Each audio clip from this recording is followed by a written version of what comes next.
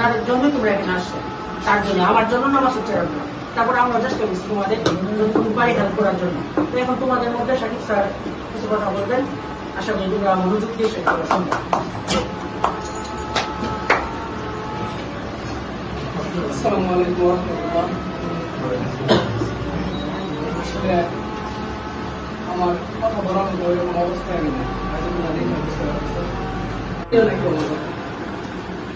আমার একটা কথা খুব মনে হইতেছিল সকাল থেকে, যে আমার যে সকালটা শুরু হইতো ম্যাক্সিমাম সময় তখন গেটটা করতাম, স্পেশালি তোমাদের কারো না কারো মধ্যে দিয়ে কিন্তু আমার গেটটা শুরু হতো। তোমরা লক্ষ্য করে দেখো, যে কেউ জেনারেলের, সায়েন্সের বা আর্টসের বা কমার্সের কেউ বা ভোকেশনালের যে কোনো একটা গ্রুপের কারো না কারো ফেস থেকে কিন্তু আমার দিনটা শুরু হতো।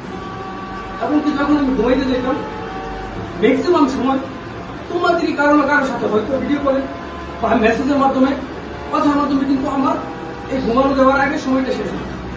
অর্থাৎ তোমাদের সাথে আমার দিন শুরু হইতো এবং তোমাদের সাথে আমার এরকম দিনটা শেষ হতো। এই পুরো বছরটা আমাদের কিন্তু এভাবেই গেছে।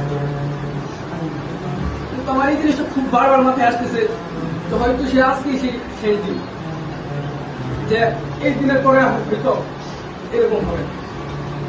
যাই হোক, আমার কথা বলার কোনো ইচ্ছে ছিল না, ভাই বলতেছে